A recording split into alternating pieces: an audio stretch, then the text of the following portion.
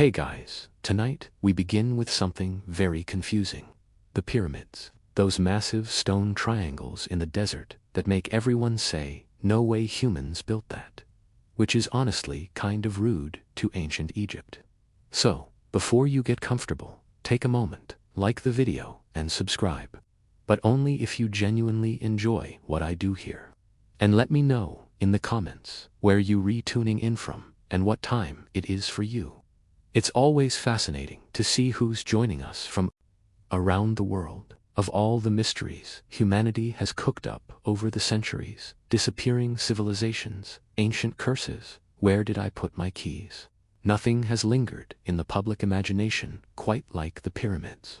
These colossal, desert-dominating triangles of limestone have been sitting there for over 4,000 years, minding their own business. And yet, modern people still look at them and say, nope, humans didn't do that. Impossible, bring me the aliens. It's a question that refuses to die because the pyramids themselves refuse to be subtle. They are unapologetically gigantic. They are mathematically precise. They are older than your entire family tree, your country, your language, and possibly your sense of fashion. They radiate the energy of something that should not be possible. Like a cat obeying instructions, or a grocery cart with all four wheels functioning. Stand at the base of the Great Pyramid and look up.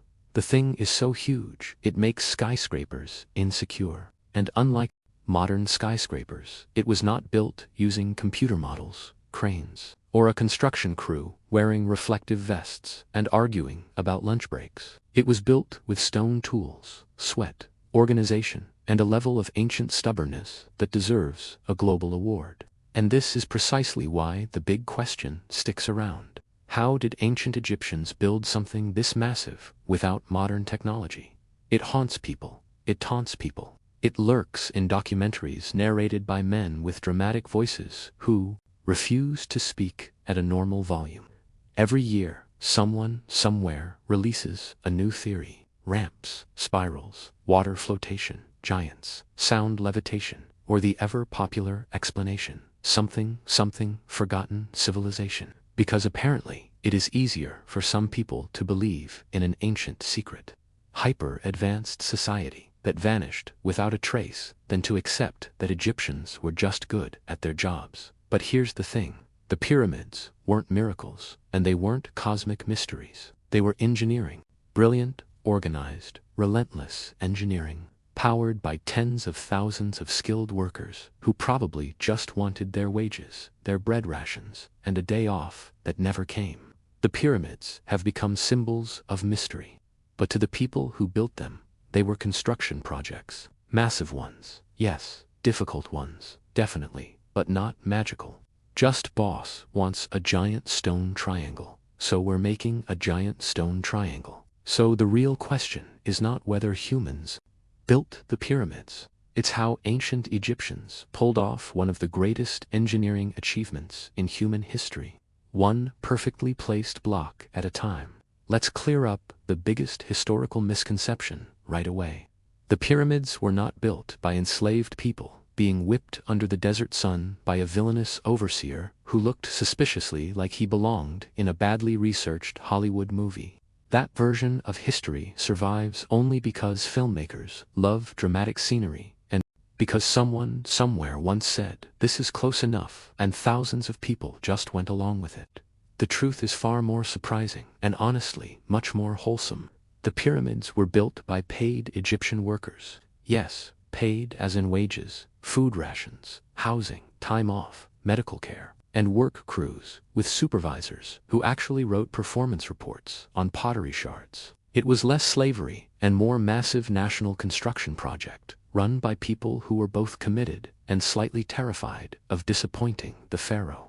These workers weren't random citizens dragged off the street. They were specialists, quarrymen, engineers, architects, toolmakers, bakers, brewers, rope makers, and yes, even professional stone haulers, with thighs strong enough to crush a chariot.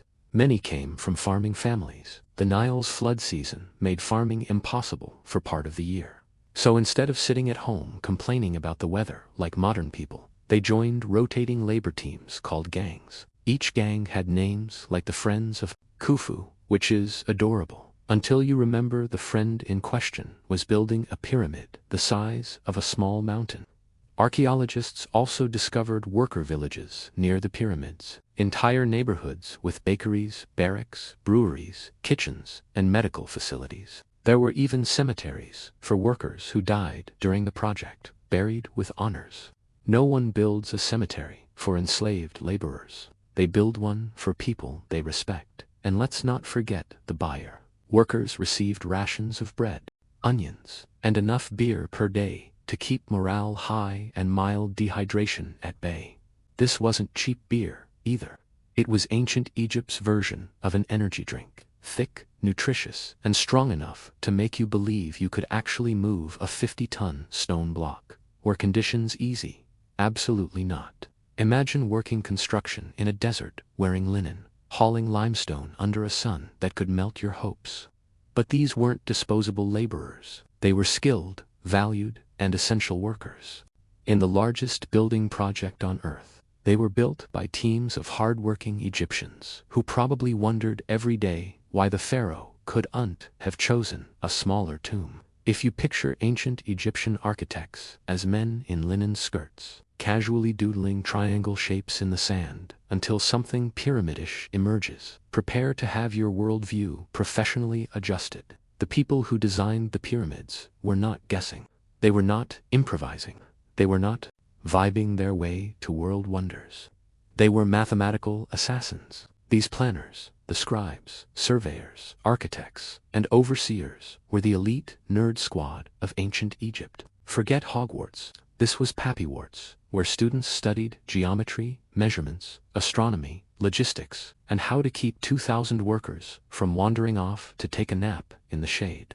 The Egyptians did not use advanced calculators or pocket lasers. They used ropes, shadows, poles, and more geometry than your high school teacher ever hoped you'd remember. Their ropes had knots spaced at precise intervals to measure distances, angles, and lay out grids. Meanwhile, your rope at home is tangled, embarrassing, and probably being used as a clothesline. Aligning the Great Pyramid alone required an almost disrespectful level of precision. We're talking alignment to the cardinal directions, so accurate that modern surveyors get nervous. Meanwhile, the Egyptians achieved this with nothing but stargazing and sheer confidence. They tracked the movement of circumpolar stars, determined true north through celestial observations, and then said, "Yes, this is fine." As if they hadn't just performed divine-level mathematics with a stick. The planners also solved the small issue of building something huge that wouldn't collapse. They used slope ratios, load distribution, internal chambers, relieving blocks, and the basic architectural principle of if this falls down, the pharaoh will be extremely unhappy. So, let's not do that. They also mapped out worker housing, water distribution, food supply, tool management, stone logistics, and ramp construction. Imagine designing a city, a supply chain, a monument, and a very large triangle all at once, then being told, you must also finish it before the pharaoh finishes his reign and starts haunting you for being late. Even the placement of the pyramids was intentional. They built on bedrock for stability, near the Nile for transportation, and close to quarries to avoid dragging limestone from the opposite side of the planet. Every decision was calculated, deliberate, and deeply not aligned with the popular idea that they just stacked rocks. These were not random desert triangles. They were planned with brilliance, discipline, and just enough mathematical charisma to survive thousands of years. The pyramids aren't mysteries of construction. They're monuments to ancient Egypt's nerds. And those nerds were unstoppable. If you want to understand how the pyramids were built, you must begin where ancient Egyptian dreams went to die. The quarries. Because before a single block ever touched a ramp, before any engineer with suspiciously good geometry skills drew a single perfect angle, somebody had to cut tens of thousands of stones out of solid bedrock. And trust me, this was not the glamorous part of pyramid construction. This was the welcome to the Bronze Age. Here is your hammer. Go cry in the heat part. Most of the limestone for the Great Pyramid came from a quarry that was inconveniently right next to the pyramid site. This was considered lucky, which tells you everything you need to know about ancient construction standards. But even with that short distance, the real challenge was carving gigantic blocks out of rock using none of the tools humans desperately want them to have. No iron saws, no power tools, no divine laser cutters from the star Sirius. Just copper chisels, stone hammers, and the sheer determination of thousands of workers who were probably trying not to think too hard about the rest of their workday. Egyptian quarrying sounded simple in theory. Chisel lines, pound wedges, crack stone, remove block. Hope your supervisor doesn't say, "Actually, we need 50 more by noon." In reality, it was dusty, loud, sweaty, and involved so much sand that some workers probably still had grains in their socks when they reached the afterlife. Copper chisels dulled constantly, so blacksmiths were on standby like overworked pit crews at an ancient NASCAR event. The workers would return every hour with tools blunted by stone harder than their will to live. The blacksmith reheated, reshaped, hammered, handed it back, and watched the cycle repeat. The ancient economy ran on bread, beer, and an unreasonable faith in soft metal. For harder stones, like the granite used for the inner chambers, workers went to Aswan, miles upriver. This is where Egyptian patience reached deity level. They used dolerite pounders, which were basically dense, angry rocks, to crush granite into submission. Imagine beating a countertop with another countertop until one of them gives up. That was the job. Once cut, blocks had to be hauled out of the quarry along prepared tracks. Teams dragged them inch by inch, overseen by men with sticks and enthusiasm, but mostly sticks. The quarries weren't just the beginning of the pyramid. They were the crucible, the place where stone, sweat, and supreme stubbornness fused into the raw material of eternity. Moving multi-ton limestone blocks across the desert sounds like the kind of task that would require heavy machinery, an engineering degree, and at least 3 emotional support beverages. But ancient Egyptians managed it without cranes, trucks, hydraulics, forklifts, or the modern invention known as calling someone else to do it.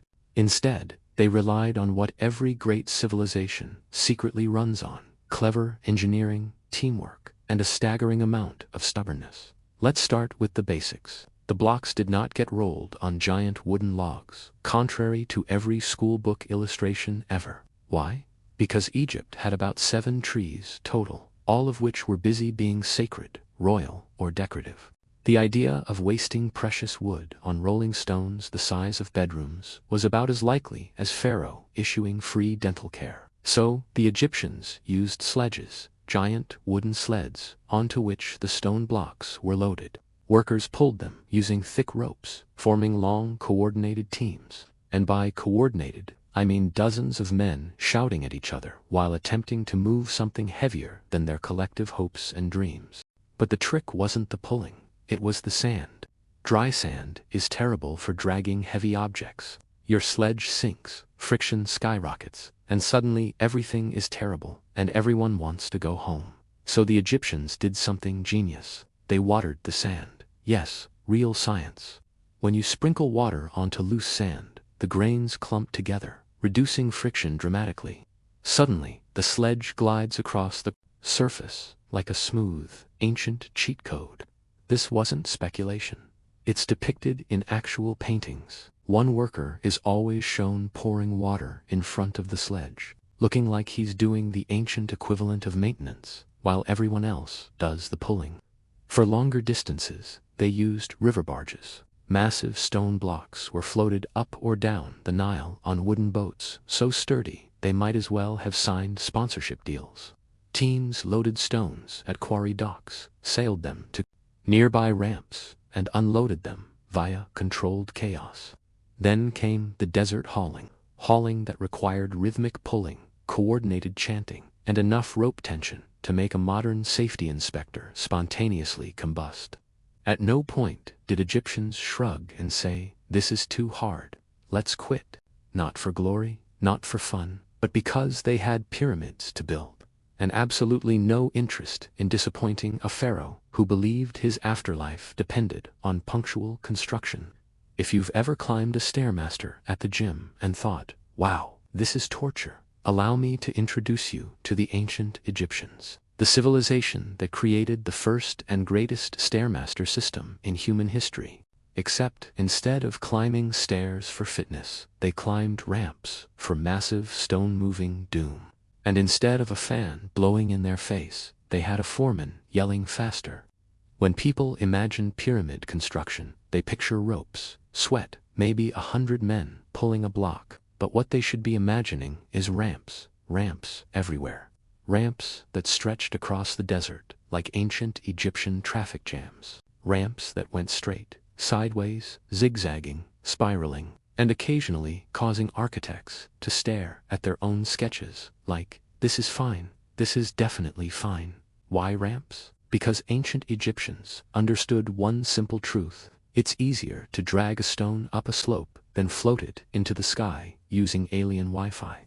There were a few main ramp types, and each one was its own flavor of misery. The straight ramp, the original classic, a long, thick, brutally steep ramp made of mud-brick limestone chippings and crushed hopes. This ramp ran directly up one side of the pyramid. It worked well at the beginning, until the pyramid got taller, and the ramp had to grow so long it could theoretically reach another city. Also, it blocked the face of the pyramid, which architects hated. Prehistoric version of your ruining the aesthetic. The zigzag ramp, like someone looked at the straight ramp, shrugged, and said, what if the workers needed more steps? This ramp snaked back and forth up the pyramid sides, turning the job of dragging stone into a cardio workout so intense it should have come with complimentary electrolytes. The spiral ramp for the architect who wanted the workers to suffer, but in a more creative way. This ramp wrapped around the pyramid as it rose like a giant sandstone unicorn horn. Great for elevation, terrible for visibility. Block haulers constantly bumped into each other like confused mountain goats. And the real genius, they kept adjusting the ramps as the pyramid grew. Build higher, extend the ramp, build higher, adjust again. Workers didn't just build the pyramid, they built the thing that allowed them to build the pyramid. It was construction inside construction, a nightmare inside a bigger nightmare. But here's the thing. The ramps worked. Efficient, powerful, simple, brutal, and all without treadmills, lifting belts, or a single gym membership. If you picture the pyramid workforce as a chaotic mob of half-starved slaves collapsing in the sun, while an overseer screams, faster, congratulations, you've watched too many Hollywood movies. Reality was far more impressive and honestly more entertaining. The pyramid workforce was organized chaos. Emphasis on organized with just a light drizzle of chaos for flavor. First, the workers weren't slaves. They were paid laborers, skilled craftsmen, seasonal workers, and farmers, picking up side gigs during Nile flooding season. Think of it like ancient Egypt's version of construction workers, unionized farmers, and part-time dads who got bored sitting at home. They even lived in designated workers' towns, with bakeries, breweries, clinics, and barracks. Yes, clinics, because you cannot build a literal mountain of stone without someone smashing a finger every 14 minutes. These workers were divided into teams called gangs, each proudly naming themselves things like the Friends of Khufu or the Drunk but Determined Crew, names that sound suspiciously like modern intramural sports teams. Every gang had its own hierarchy, supervisors, team leads, and scribes tracking who did what.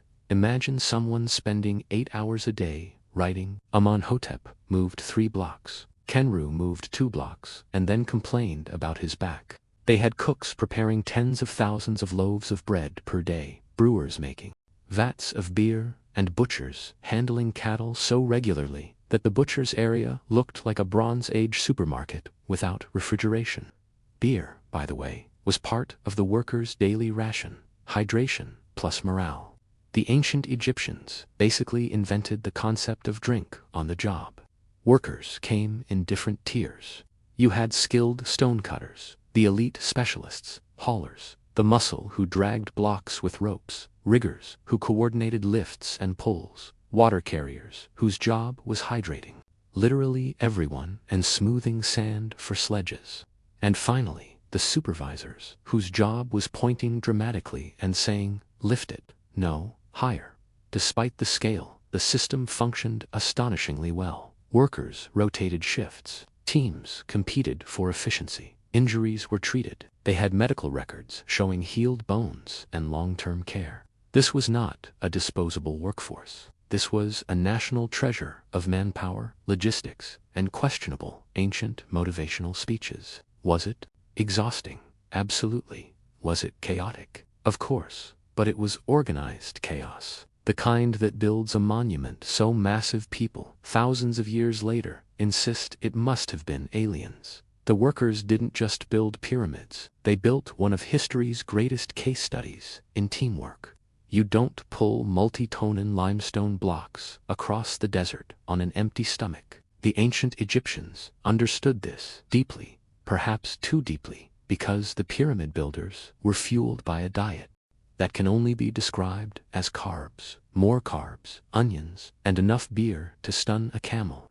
Let's start with bread, the backbone of the ancient Egyptian food pyramid, which ironically powered the actual pyramids.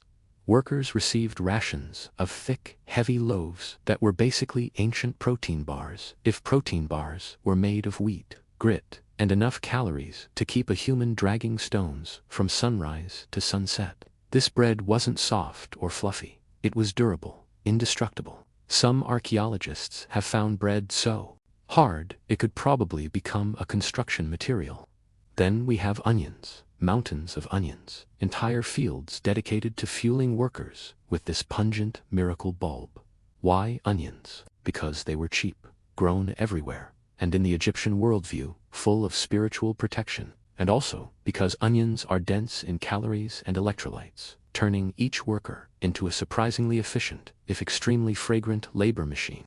Next up, dried fish, salty, chewy, and stored in quantities that suggest that Nile was providing an all-you-can-eat buffet. This fish delivered protein for muscle repair. And considering these workers were essentially human forklifts, muscle repair was not optional. Some modern reconstructions estimate that the average pyramid laborer burned over 4,000 calories a day. The fish didn't taste great, but it kept people alive long enough to keep pulling. And then we reached the star of the menu, the liquid MVP, the fuel that made everything possible. Beer, not modern, crisp, refreshing beer. No, ancient Egyptian beer was thick, bready, and nutritious, more like a drinkable loaf than a beverage. And workers consumed an estimated 4 L per person per day. Hydration, yes. Nutrition, definitely. Motivation, questionable, but probably yes. Look, we can't prove the pyramids were built by tipsy workers, but we can't rule it out either. Imagine hauling a stone block the size of a small car after your 3rd liter of breakfast beer. Suddenly, it makes sense why ancient Egyptians depicted their gods with animal heads. After enough ancient beer, everything probably looked like that. Despite the jokes, this diet was carefully engineered. High calories, high carbs, enough salts to survive the heat, and constant liquid intake. It was the world's first state-sponsored mass catering program, a prehistoric cafeteria designed to keep thousands of workers constructing the most iconic stone structures on Earth: bread, onions, fish, and beer. Not glamorous, not elegant, but undeniably effective. Here's where the pyramids go from impressive engineering project to, okay, now you're just showing off. Because the Great Pyramid isn't just big, it isn't just old, it is insanely precise. So precise that even modern engineers sometimes stare at it like it just insulted their degree. Let's start with the alignment. The Great Pyramid is oriented to true north with an accuracy so absurd that you'd think the builders had access to a satellite, a laser, and a very patient surveyor. But no, they had sticks, string, and the sky. And yet they aligned the entire structure within a fraction of a degree of the planet's actual north-south axis. Today we have compasses, GPS, and apps that tell you which direction to face while cooking noodles. They had the sun and an attitude of close enough, except their clothes turned out to be mathematically ridiculous. Then there's the leveling. The base of the Great Pyramid sits on a platform so perfectly flat that it makes modern construction sites look like someone eyeballed everything after lunch. Across a surface the size of several football fields, the entire base varies in height by less than the width of your thumb. Not bad for people without bulldozers, lasers, or the ability to yell, "We're off level," while waving a digital level around. And the sides, oh, the sides. Each one is almost exactly the same length. We're talking variations in millim. This is the kind of precision you expect from a Swiss watchmaker, not a civilization that carved stone with copper chisels and used geometry taught by priests who also performed embalming on weekends. How did they do it? Very carefully, painstakingly, with a level of teamwork and patience that absolutely no modern group project possesses. They used ropes, grids, plumb bobs, water trenches, the movement of the stars, and good old-fashioned stubbornness. When something wasn't right, they fixed it. When a block didn't align, they adjusted it. No shortcuts, no good enough. No, we'll fix it in post-production. And perhaps the funniest part, none of this was done for tourists, future archaeologists, or the approval of conspiracy theorists. They weren't trying to impress us. They built with this level of precision because their religion demanded perfection and because no one wanted to be the guy responsible for the slightly crooked pyramid. So yes, the Great Pyramid's precision seems impossible, but the builders weren't aiming for possible. They were aiming for eternal, and they hit the mark. Moving the stone blocks to the pyramid was impressive, but placing them that was where ancient Egyptian engineering truly said, "All right, everyone, let's get ridiculous." Once the stones arrived at the construction site, scraped across desert sledges, dragged by teams of workers, occasionally yelled at by supervisors who took their job way too seriously, the next challenge began. Lifting multi-tonnen blocks up an ever-growing staircase of limestone. And remember, no pulleys, no cranes, no forklifts driven by a guy named Dave, just levers, teamwork, and a level of determination fueled largely by beer and spite. The first tool in their arsenal, the lever, a simple wooden beam wedged under the edge of a block and pulled downward to lift it upward. The same principle used today for opening stubborn jars, flipping tables dramatically, or removing something you regret from under the fridge. Workers wedged the lever under the stone, lifted it a few centimes, slid small stones underneath, then repeated the process. Lift, wedge, lift, wedge. The ancient equivalent of someone tapping snooze repeatedly, except much heavier and without the promise of sleep. Next came the sledges, used not only for horizontal dragging, but also for short, controlled, vertical adjustments. Teams positioned the block at the edge of the ramp or pyramid layer, then relied on coordinated pulling, guiding ropes, and a spiritual amount of grunting. Supervisors stood nearby, offering helpful commentary, like, "Pull harder, no, harder, and are you even trying?" The stones didn't magically click into position. They were coaxed like stubborn cats.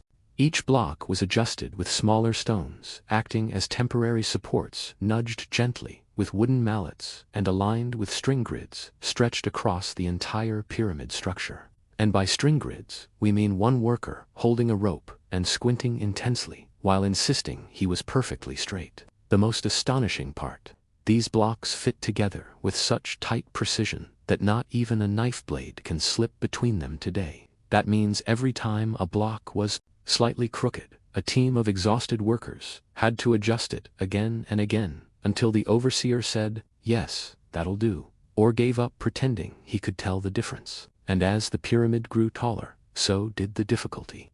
Workers hauled stones up ramps, lifted them into place, and adjusted them under brutal sun, swirling dust, and desert heat that absolutely did not care for their well-being.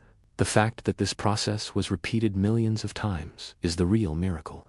Not aliens, not lost super technology, just pure human strength, geometry, and the unwavering ancient Egyptian commitment to saying higher. If the outside of the pyramids is impressive, the inside is where ancient Egyptian architects basically leaned over to the future and whispered, Good luck figuring this out, because while most people imagine pyramids as giant stone triangles with nothing going on inside, the truth is the opposite. They are stuffed with corridors, chambers, shafts, hidden passageways, and architectural decisions that scream, "We're geniuses," but also slightly dramatic. Let's start with the king's chamber. A room built entirely out of massive granite blocks, quarried from Aswan, sitting more than 500 meters away. Each granite beam weighs between 50 and 80 tons, which is roughly the size of a small whale or a large argument. And somehow Egyptians hauled them across the country, up ramps and into the center of the pyramid without cranes, forklifts, or a group chat labeled Granite Squad. How did they do it? With ramps, platforms, and an attitude of relentless optimism. They likely created angled ramps that spiraled or zigzagged upward inside the structure. These ramps allowed workers to drag the beams horizontally rather than lifting them vertically. Which is good, because lifting an 80-ton block straight up is the kind of thing that makes engineers lie down and rethink their life choices. Once inside the chamber area, the real magic happened. Using levers, rollers, sledges, and a whole lot of shouting, teams maneuvered each granite block into place with millimeter-level precision. No hydraulics, no steel, just physics, determination, and the ancient Egyptian version of coworker pressure. But the crowning achievement, the thing that makes modern engineers mutter, "Okay, that's actually insane," is the system of relieving chambers above the king's chamber. These stacked rooms, separated by massive stone beams, redistributed the weight of the pyramid, so the chamber would collapse under the millions of tons of stone above it. It's basically an ancient shock absorber system, or the world's first "this building shall not crush the pharaoh" insurance policy. The brilliance is that the Egyptians didn't just build a chamber. They built a chamber with layers of architectural armor. Each relieving chamber absorbed stress, diverted pressure, and kept the ceiling from doing the one thing a ceiling should never do: fall. So, yes, ancient Egyptians mastered structural load distribution long before anyone walked into an engineering lecture and heard the phrase compressive stress. These people didn't just build monuments, they built puzzles that modern experts still argue about. And the best part, they made it look easy. If you imagine pyramid builders living in tents, chewing on sand, and collapsing in the desert, while someone with eyeliner shouts orders, please toss that image directly into the Nile. The actual daily life around the Giza construction area looked more like a bustling industrial town. Ancient, dusty, slightly chaotic, but surprisingly well managed. Workers didn't live in the middle of nowhere. They lived in a purpose-built workers' village, complete with straight streets, bakeries, breweries, kitchens, barracks, storage houses, and even neighborhoods. It was the Bronze Age version of a company town, just with more sun and fewer vacation days. The bakeries alone were producing bread on an industrial scale. We're talking mountains of dough. Archaeologists found massive communal ovens, so blackened from use, they looked like they'd been personally scorched by R.A. himself. And the bread wasn't the dainty artisan loaf you see on Instagram. This was dense, brick-like, calorie bomb bread designed to fuel a human engine, dragging multi-tannin stones uphill. And the beer, let's just say OSHA, would have had concerns. Workers drank around 4 L of beer per day, which is absolutely a health hazard in the modern world, but was considered hydration with benefits in ancient Egypt.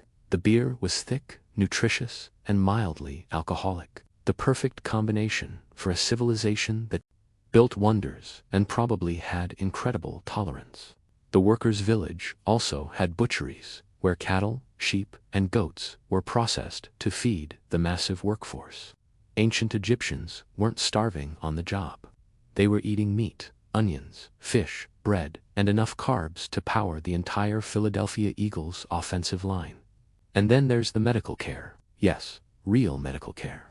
Archaeologists found skeletons with bone fractures that healed perfectly straight, which means someone at the site was basically acting as an ancient orthopedic surgeon. People with broken legs and arms weren't thrown aside. They were treated, rested, and returned to work once healed, which is more than certain modern employers can claim. The village wasn't just efficient, it was social. Workers ate together, slept in shared quarters, joked, argued, exchanged gossip, and almost certainly complained about supervisors, just like every worksite in human history. The walls even have graffiti.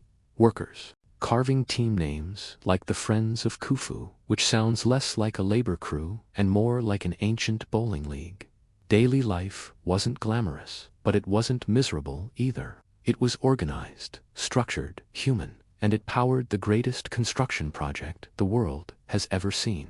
If you came here expecting ancient Egyptians to whip out laser cutters, diamond saws, or some mysterious alien toolkit shaped like a glowing USB stick, I regret to inform you their tools were hilariously simple. So simple, in fact, that if you handed them to a modern construction worker, he would stare at you, stare at the tool, and then file an HR complaint. But here's the twist. The Egyptians didn't need advanced technology. Their brilliance came not from what they used, but how they used it. Their toolkit included copper chisels, wooden mallets, stone pounders, wooden sledges, and diorite balls, which, in case you're not familiar with ancient geology, are basically fist-sized cannonballs made of a rock tougher than a bad-tiered camel. These diorite pounders were used to bash limestone blocks into shape, not carve, not shave, bash full force day after day until the stone surrendered out of sheer exhaustion. Copper chisels were softer than the stone they were hitting, meaning they had to be constantly resharpened. Imagine being a pyramid worker, chiseling for 10 minutes, and then walking all the way back to the blacksmith like, hey, yeah, it's dull again, and the blacksmith's sighs, because he has sharpened that exact chisel approximately 19,000 times this month. Wooden mallets were used for striking the chisels. Simple, effective, and perfect for building pyramids and venting workplace frustration. Every mallet swing doubled as therapy. Every chisel strike whispered, "This pharaoh better appreciate this." Then we have the stone pounders. These were used by the more enthusiastic workers. Their job, smash, just smash. Smash the limestone blocks until they achieved the perfect shape. Archaeologists have found piles of shattered dolerite balls, meaning some workers really went for it. The ancient equivalent of someone hitting the gym and deciding every day is arm day. But the true genius wasn't the tool itself, it was the method. Egyptians used grids, red ochre guidelines, plumb lines made from string, and levels based on water trenches, with nothing but simple geometry, good eyesight, and a terrifying amount of patience. They achieved accuracy today's contractors would blame on the machine doing most of the work. Their tools were humble. Their techniques were elegant. Their craftsmanship was legendary. They didn't need alien tech. They had skill, discipline, and the collective determination to complete the pharaoh's enormous cosmic flex. At some point in this story, a very reasonable question pops into the mind. Why? Why build something this big? Why drag millions of stone blocks across blistering desert heat? Why pour decades of national effort into a triangular mountain that does not in fact have a gift shop?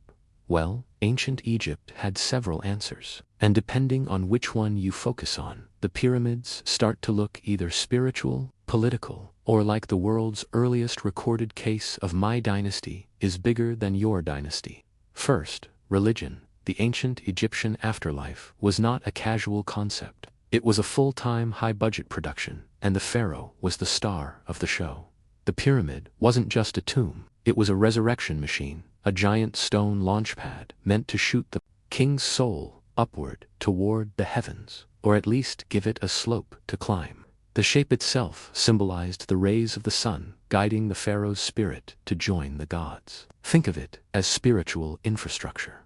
Second, politics. You must remember, pharaohs were not elected officials. They were absolute rulers with unlimited ambition and a sincere fear of being forgotten. A pyramid was not just a building, it was a message. It said, "My kingship is eternal, my power is unmatched. Please stop plotting against me. I literally built a mountain. Constructing a pyramid announced to rival elites, citizens, and neighboring states that the pharaoh had total control over labor, resources, logistics, and geology. It was the ancient equivalent of a political billboard, except instead of being 20 feet tall, it was 480 feet tall and visible from orbit. Third, legacy and flexing.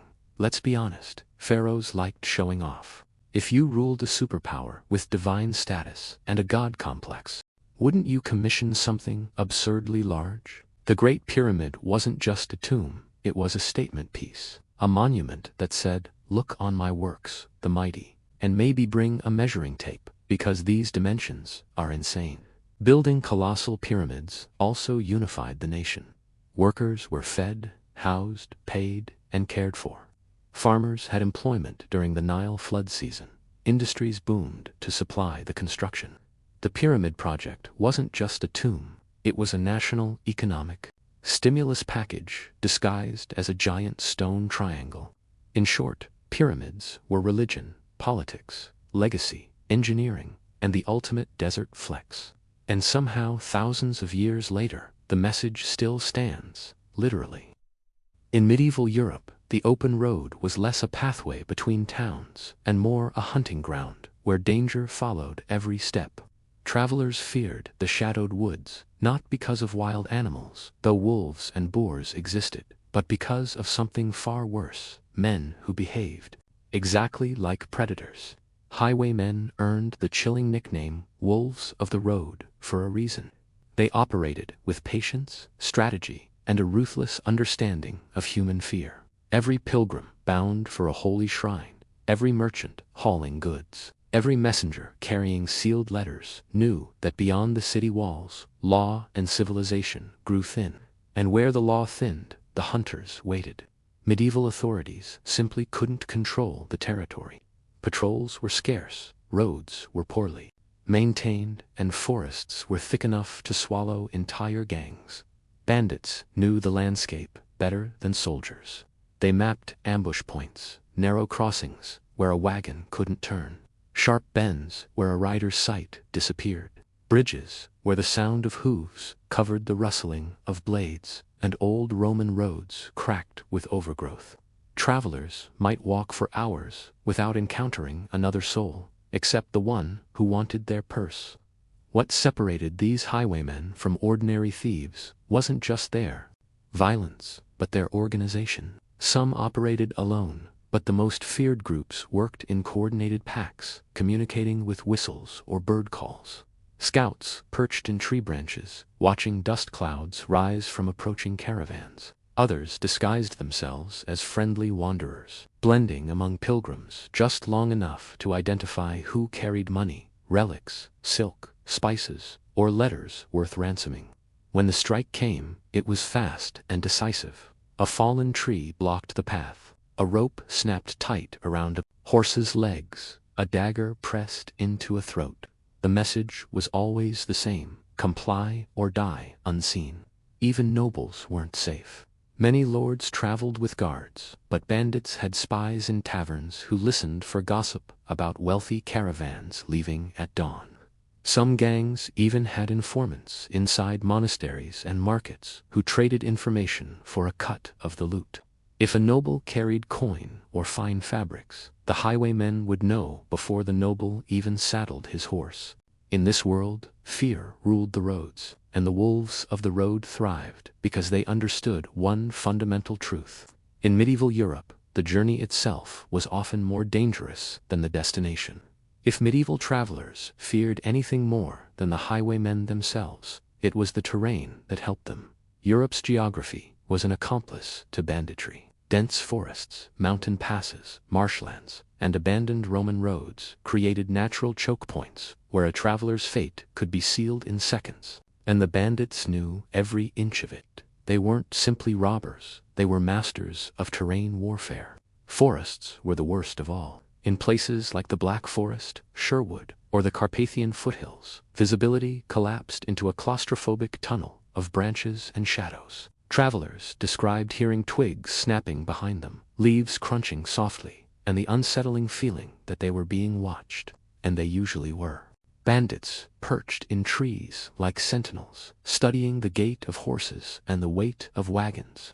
From up high, they could see purses bulging, hear gossip about destinations, and decide whether the travelers were worth the risk. Mountain passes were no safer. In the Alps, the Pyrenees, and the Balkans, thieves used elevation to their advantage. A single rockslide, often intentionally triggered, could trap an entire caravan between vertical cliffs. With nowhere to run, the victims faced a brutal truth. The highwaymen were above them, aiming arrows or rolling weighted stones. Even a small gang of 4 or 5 men could freeze a group of 20 in place through sheer positional superiority.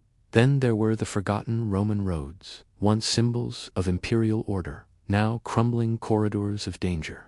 Over time, weeds, vines, and roots split the stones, turning the paths into uneven hazards. But the old roaded still forced travelers into predictable routes. Bandits loved these. A fallen milestone became cover. An overgrown archway became a perfect hiding spot. The wilderness had swallowed the empire, but bandits had learned to thrive in the ruins of that swallowed world. The danger wasn't always a sudden attack. Sometimes it was a slow tightening of the noose. Travelers would notice unnatural quiet. No birdsong, no distant voices. Then they'd spot something odd. A broken wagon abandoned in the middle of the road, or a leather purse left on a stump as bait. Some cautious travelers turned back immediately. Others hesitated too long. That hesitation was all the bandits needed. In these landscapes, nature didn't merely hide the highwaymen. It empowered them. The environment itself became a weapon, turning entire regions of medieval Europe into ambush country, where the line between a safe journey and a fatal mistake was terrifyingly thin. While lone highwaymen occasionally lurked along medieval roads, the true terror came from organized gangs, groups bound not by loyalty or honor, but by survival, greed, and necessity.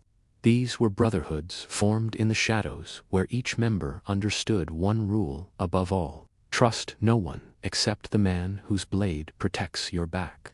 In a world where kings relied on armored knights, bandit gangs created their own version of hierarchy, discipline, and brutal efficiency. Most gangs were composed of desperate men, runaway serfs fleeing impossible taxes, failed mercenaries abandoned after wars ended, deserters avoiding execution, and criminals who believed the hangman's rope was already waiting.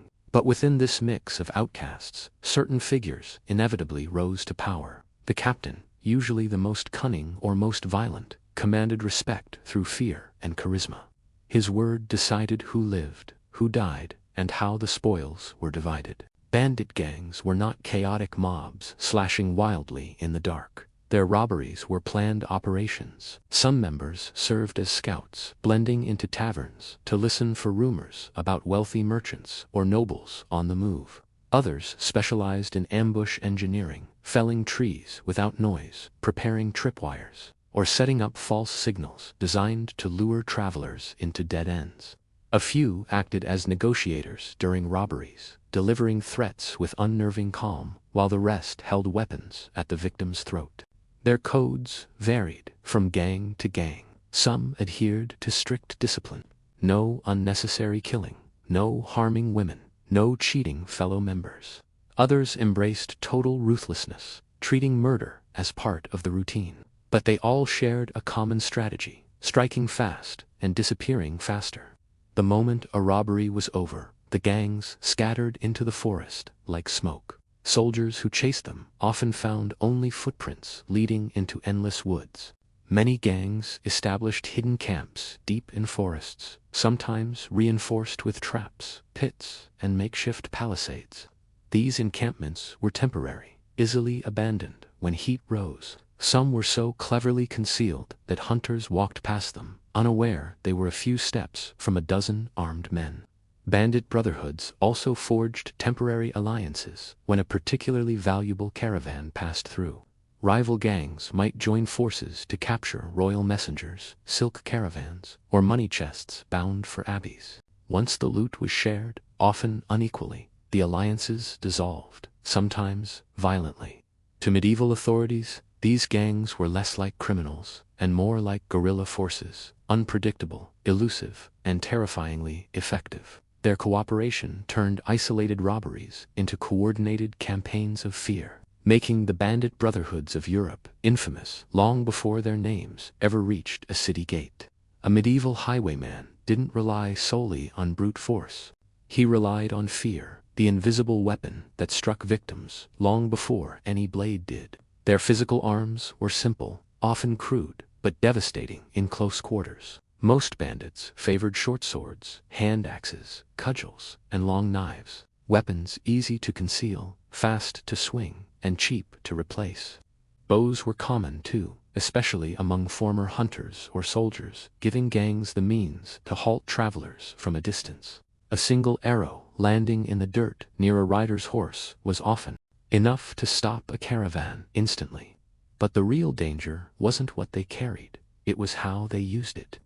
Highwaymen excelled at coordinated strikes designed to overwhelm their victims before resistance could form. A common tactic was the roadblock and pincer, where a fallen tree or cart forced travelers to halt while hidden attackers emerged from both sides. Others preferred silent takedowns, tripping a rider with a rope, yanking him off the saddle, and pressing a dagger to his neck before he could scream. Psychological manipulation played an even bigger role. Bandits understood human fear so thoroughly that many of their victims gave up before a weapon was even drawn. Some gangs carved symbols into trees, crude wolf heads, skulls, or slashed crosses, signaling to travelers that they had entered claimed hunting territory. The symbols alone made horses skittish and pilgrims whisper prayers. Then there were false cries for help. A bandit would lie on the road pretending to be a wounded traveler. When a kind-hearted pilgrim dismounted, rushing to assist, the wounded man whistled sharply and the gang burst from the underbrush. Medieval chroniclers often lamented that compassion itself became a risk on the open road. Bandits also exploited lighting and sound. Dusk and dawn were ideal times to strike, when long shadows distorted shapes and human eyes struggled to distinguish friend from foe. At night, the thieves used rattling chains or animal calls to confuse their victims, making them think wolves or spirits were nearby. Superstition worked in the bandits' favor. A traveler who believed the forest was haunted was far easier to control. Even after a robbery, the gang's psychological warfare continued. They sometimes released a few victims intentionally, terrified survivors who would carry tales back to nearby towns. Those tales, often exaggerated in panic, served the bandits' purpose. They planted fear on the road long before the bandits themselves arrived. For the highwaymen, mastering fear was as essential as mastering steel. Their weapons wounded, but their tactics conquered. On medieval roads, danger didn't discriminate, but it certainly had preferences. Some travelers were irresistible targets, walking treasure chests wrapped in cloaks and prayers. Others were simply unlucky souls who crossed a bandit's path at the wrong moment. Each class of traveler faced its own particular nightmare. Pilgrims were the easiest prey. They traveled long distances, often on foot, carrying donations, relics, or coins for inns and shrines. Their simple clothing revealed little protection, and their devotion made them predictable. Pilgrims tended to follow established holy routes, and highwaymen mapped those routes with predatory precision. Bandits knew exactly where pilgrims would rest, where they would gather, and at which crossroads they would naturally slow down to pray.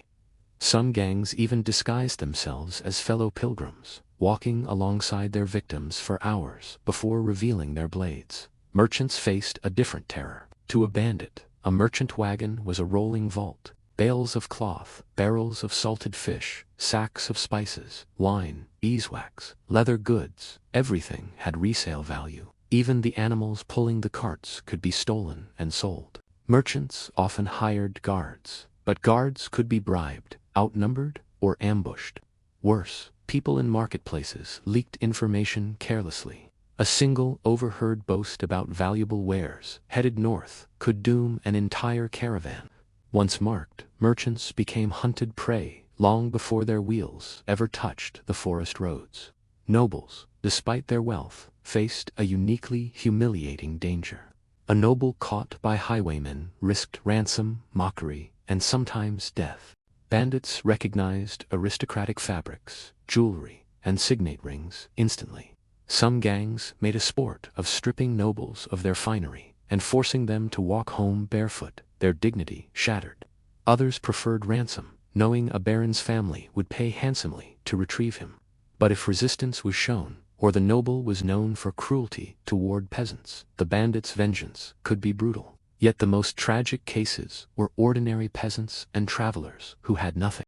Bandits rarely believed a poor man was truly poor. A small pouch of grain or a cheap wooden rosary became hidden treasure in their eyes. Many peasants were robbed of the little they had: a loaf of bread, a wool cloak, even their boots. For them, the robbery wasn't merely frightening, it was life-threatening. Losing supplies meant hunger, freezing nights, or an impossible journey home.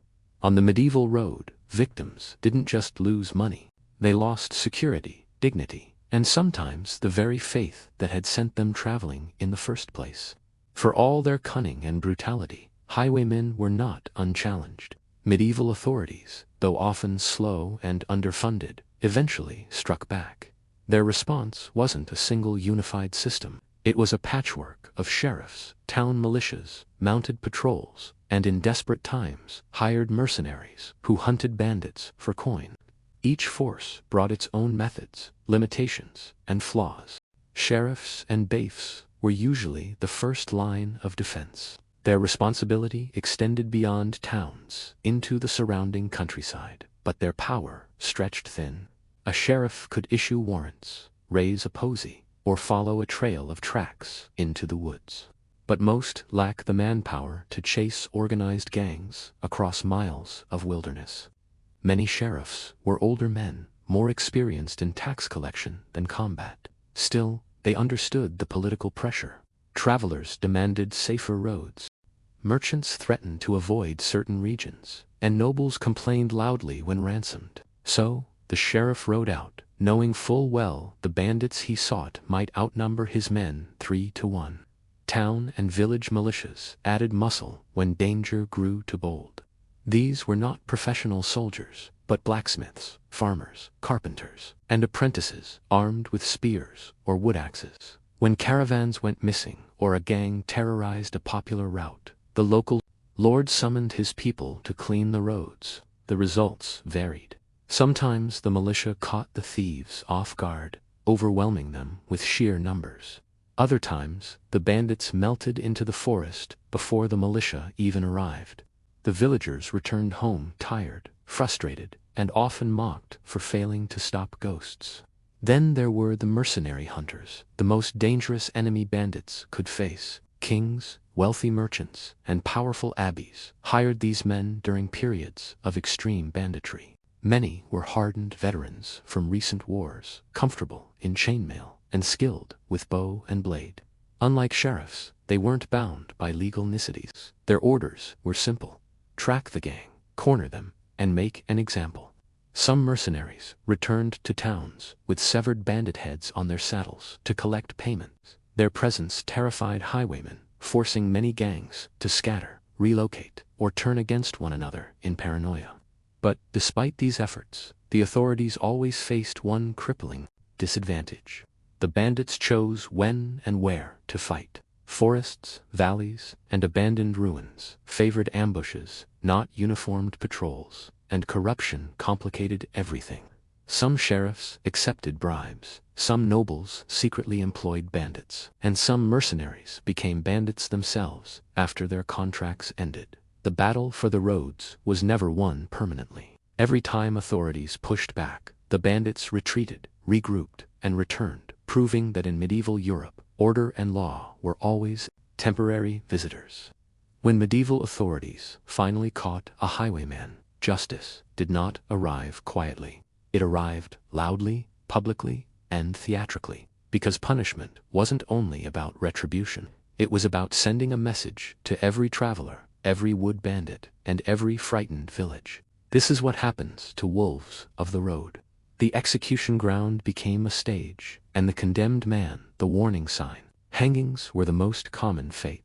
Bandits were often executed at crossroads, city gates, or at top small hills visible from the main roads.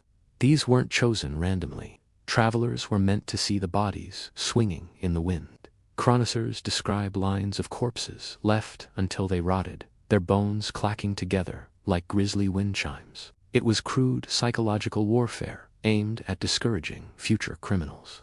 But to some hardened bandits, a hanging corpse simply proved the risk of the profession, not a deterrent. Gibbets made the spectacle even more terrifying. A GI was an iron cage where a bandit's dead, or sometimes barely living body was placed and left to decay. Crows circled above, feeding on the remains, while people whispered the thief's story to one another. A gibbet could remain for years, rusting beside a road, reminding generations of travelers of crimes long extinguished. Children grew up staring at the cage, told that the road wolves ended their lives inside it. For especially violent gangs, authorities reserved harsher punishments. Dismemberment, branding, or breaking on the wheel were used to communicate that this particular criminal had done more than steal. He had violated order so severely that his death needed to be memorable. Branding a surviving bandit's cheek or forehead marked him permanently, ensuring no village or tavern would ever welcome him again. These branded men often returned to the forests, joining new gangs out of necessity, feeding the very cycle authorities tried to stop. Yet justice wasn't always pure. False accusations were common. A traveler found with a dagger and a purse of coins could be mistaken for a robber, especially if no one spoke for him. Some lords executed peasants merely to prove they were enforcing the law, and corruption ran deep. A wealthy bandit could bribe his way to freedom, while a desperate beggar might hang for stealing a loaf. Despite the brutality, medieval justice never fully conquered road crime. For every body suspended at a crossroads, two more outlaws seemed to take up the fallen man's path. Public punishment created fear, but it also forged legends, turning common criminals into grim folk heroes, whispered about long after their bones were dust. Not every highwayman vanished into an unmarked grave or rotted in a gibbet. Some escaped the ropes of justice, not by cunning or steel alone, but through transformation from criminal to legend. Medieval Europe loved stories, and the darker the figure, the brighter his myth became. Across villages and taverns, ballads turned thieves into rebels, murderers into avengers, and roadwolves into folk heroes, whose deeds were exaggerated with every retelling. Robin Hood is the most famous example, though his true origin is buried in fragments of outlaw ballads and medieval court records. Whether he was a single man or a collection of tales tied together, his legend thrived because it offered something the common people craved: a hero who robbed the rich, mocked corrupt sheriffs, and protected the weak.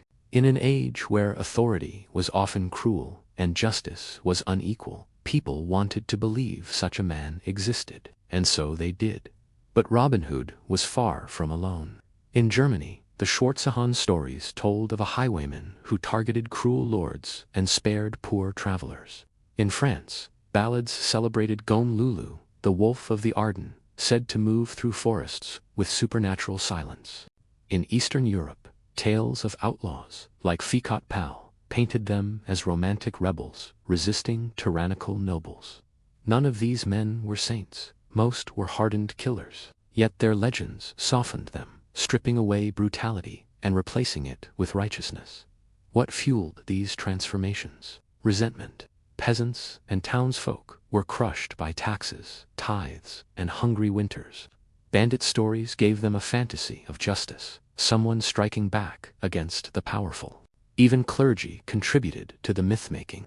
A priest might condemn outlaws from the pulpit, but he couldn't stop parishioners from whispering admiration around hearths at night. Some legends grew because bandits themselves manipulated their image. Outlaws who spared certain travelers or shared a fraction of their loot earned reputations as noble thieves. Others cultivated fear, spreading rumors that they commanded spirits, wolves, or forest demons. Fear kept victims obedient or kept informants silent. Ironically, the harsher authorities punished highwaymen, the stronger their legends grew. A bandit hanged at a crossroads became a symbol either of justice or of rebellion. Stories embellished his final moments. How bravely he stood, how boldly he cursed a corrupt sheriff, how he smiled as the noose tightened.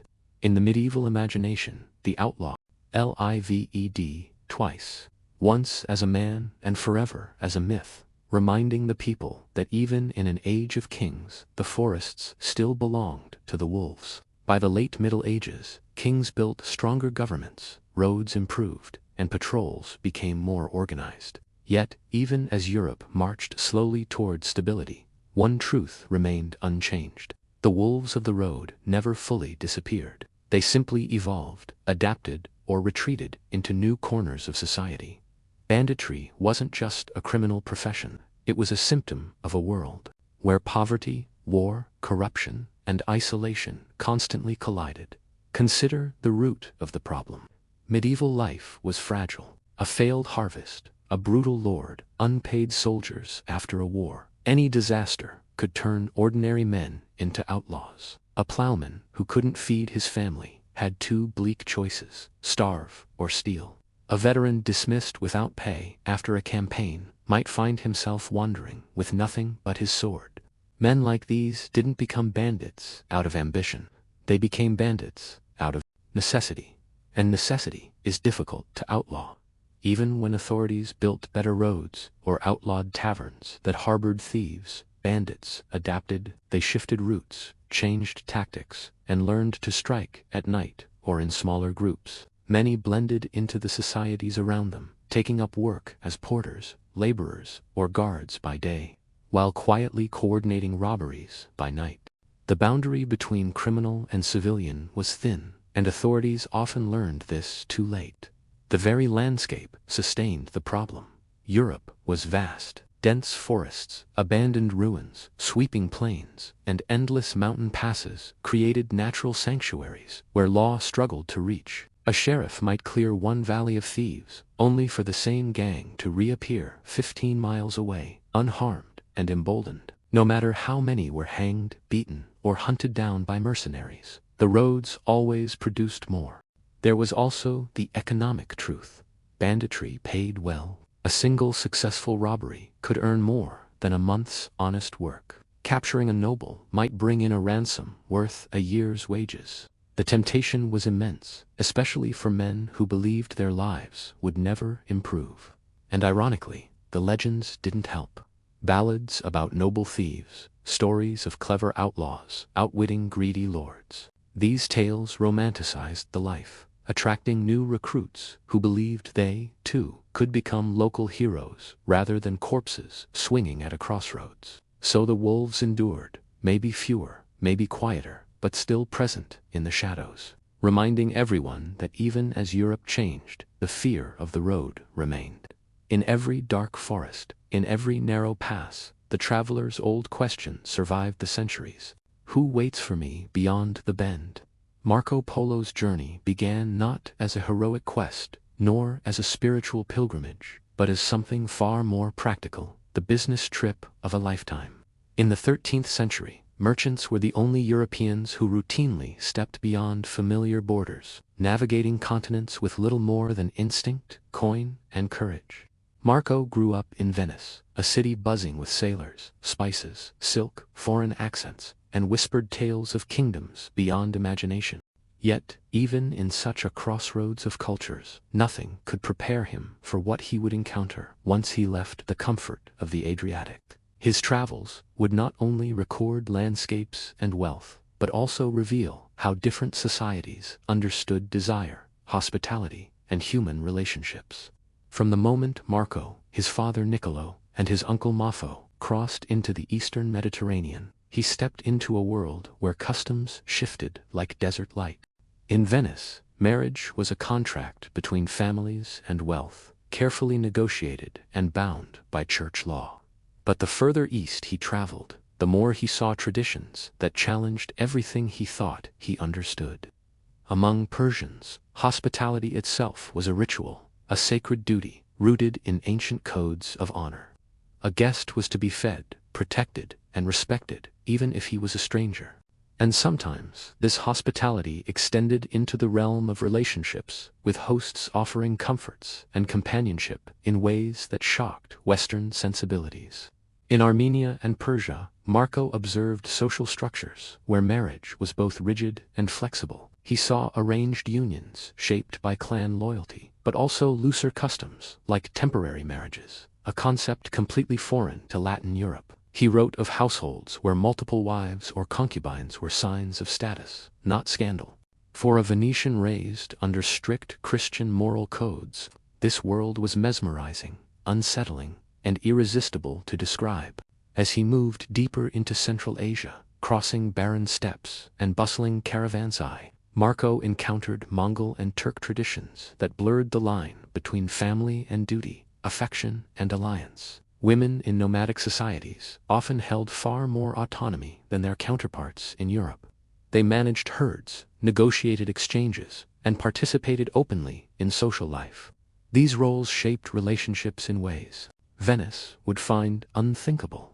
For Marco, the journey across Persia was the first awakening, the realization that love, marriage, and desire were not universal concepts, but cultural expressions. And as he pushed farther toward the court of the great Khan, he sensed that the most astonishing revelations still lay ahead.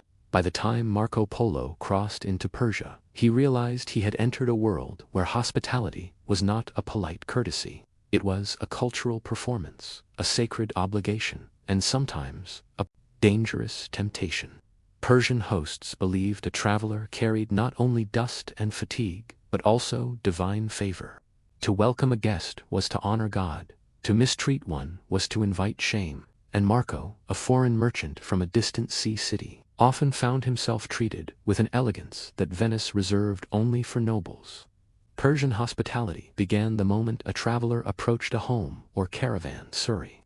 Marco described ornate carpets rolled out for guests, bowls of cool water for washing hands, and platters of pomegranates, dates, lamb, and fragrant rice. But the generosity went beyond food. A guest was shielded from enemies, trusted with family secrets, and sometimes offered an intimacy that left Westerners bewildered. In certain regions, a host might provide a daughter, a servant, or a companion to ensure the traveler never spent the night alone. To refuse such hospitality could be seen as an insult. Marco never directly confessed his participation. He was too diplomatic and too aware that his book would be read by Europeans. But he hints. He writes of great kindnesses, of hosts who did all that was fitting, and of women who showed much honor to guests. Readers in Venice could interpret these lines however they wished. Those familiar with Eastern customs understood perfectly. Marriage in Persia added another layer of complexity. Families arranged unions with meticulous care, negotiating dowries, property, and clan alliances.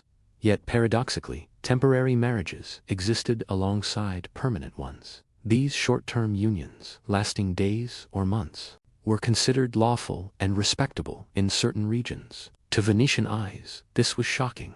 To Persians, it was simply practicality shaped by centuries of tradition.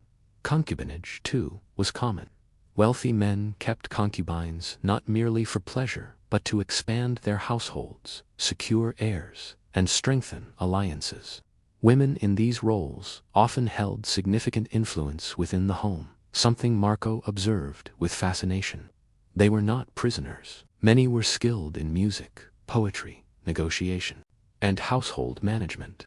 As Marco moved from village to village, hosted by merchants, nobles, and caravan leaders, he learned that relationships in Persia were fluid, layered, and deeply tied to concepts of honor and hospitality.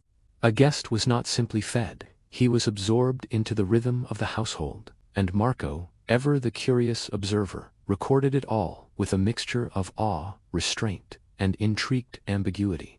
Persia showed him that hospitality could be sensual, political, and profoundly human, and it prepared him for the even stranger customs that awaited along the Silk Road.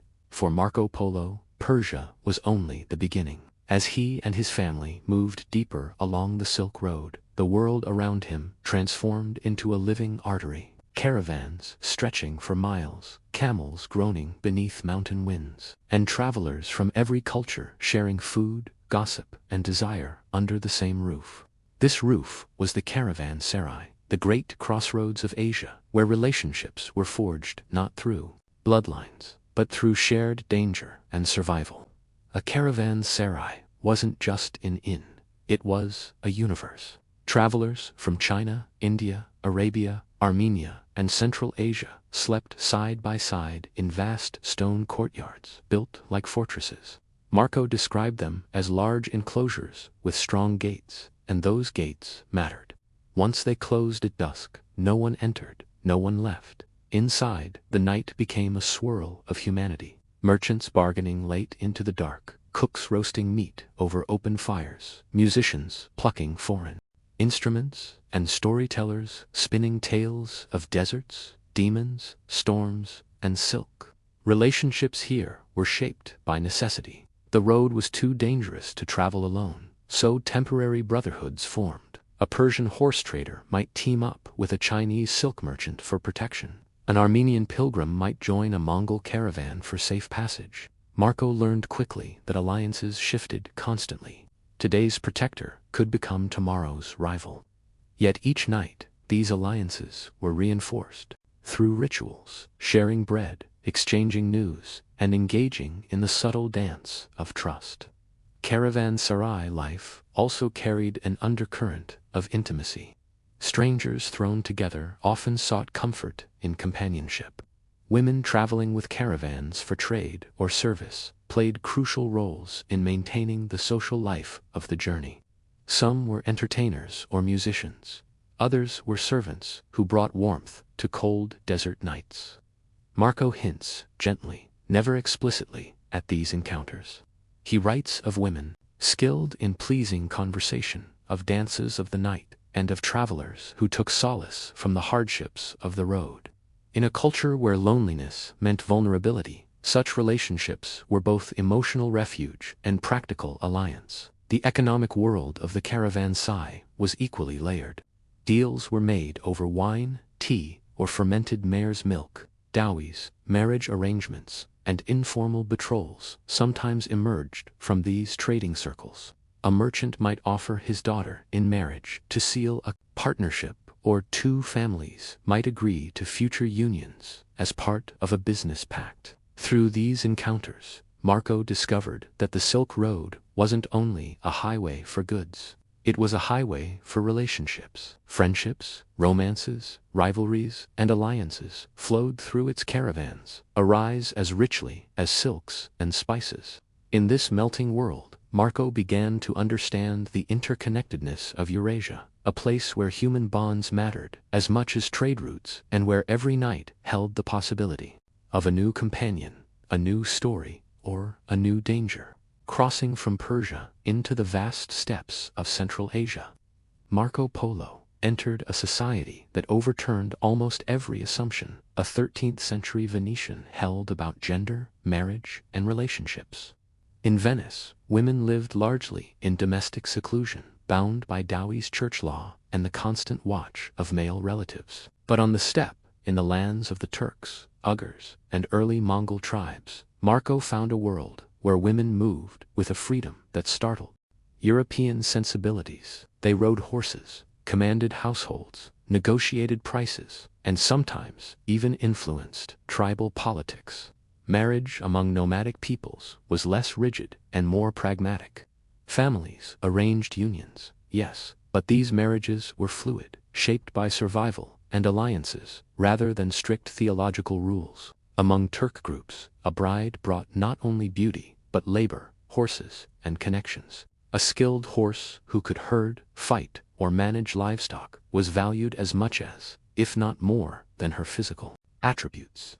Marco describes steppe women with admiration, strong, confident, and unafraid to speak publicly, an image impossible to imagine in the patrician courts of Venice. Polygamy was accepted, especially for chiefs and wealthy herders. A man with multiple wives wasn't seen as indulgent, but capable, able to support large households with food, tents, herds, and protection.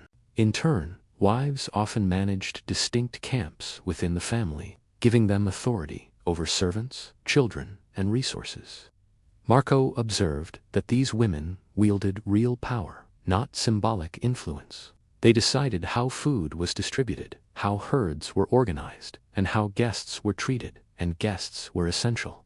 Hospitality in the steppe was sacred. Any traveler, even a stranger, was offered shelter, food, and protection. A guest became part of the family for as long as he remained under the roof. In some tribes, a guest was expected to join communal rituals, singing, storytelling, drinking fermented mare's milk, and sharing in nightly gatherings around the fire. These gatherings blurred social boundaries, creating connections that were emotional as much as practical. Marco hints that companionship was sometimes offered to guests, not as scandal or seduction, but as generosity, a way of honoring the visitor and strengthening social ties. Where Venice saw the body as bound by religious rules, the steppe saw it as part of life's natural rhythms. For Marco, Central Asia felt like a world where relationships were honest, direct, and intertwined with survival. Here, marriage wasn't a cage, but a partnership. Women were not hidden but visible, and hospitality carried a sensual undertone that foreshadowed the even greater sophistication of the Mongol imperial courts he was about to enter. When Marco Polo finally entered Mongol-controlled territory, he found himself stepping into a political world where relationships were not merely personal choices, they were instruments of governance. The Mongol Empire was the largest land empire in human history, and its rulers understood that marriage, lineage, and intimate alliances held as much power as any army of horsemen. Every union, every concubine, every household arrangement served a strategic purpose. At the heart of this system was the great Khn, whose palace swarmed with attendants, wives, and women of rank. Marco describes these courts with awe, sprawling tent cities adorned with silk hangings, carpets woven with golden thread, and chambers filled with musicians, dancers, and servants. The women of the Khan's household were not passive ornaments. Many were selected from noble families across conquered nations, offered as tribute, forming diplomatic bonds, or secured through alliances that kept rival clans loyal. Concubinage was not seen as immoral. It was a sophisticated system of managing unity across vast ethnic groups. The concubine could raise her status through intelligence, diplomacy, or producing sons. Some commanded entire wings of the palace, overseeing servants, finances, and political petitions. Marco noted that these women were trained in etiquette, music, and conversation, and that they moved through the palace with a serene authority that surprised him. In Venice, such influence would be scandalous. In the Mongol world, it was expected. Marriage among the Mongols themselves followed clear customs. Brides were often chosen to strengthen intertribal relationships, and marriage negotiations included exchanges of animals, silk, and weapons. Women retained notable rights. They could own property, manage herds, and initiate certain legal processes. Their mobility, riding, traveling, and participating in communal work was unmatched in Western Europe. Marco found Mongol women confident, outspoken, and central to both domestic and political life. Hospitality played a crucial role in this landscape. Marco wrote that guests of the Khan were greeted with lavish banquets, endless cups of fermented mare's milk, and entertainment performed by women trained in dance and songs. Some households extended companionship to guests as a gesture of high honor, something difficult for Westerners to write openly about. Marco, cautious yet observant, noted attentions given to him and other travelers, implying moments of intimacy without ever crossing into explicit confession.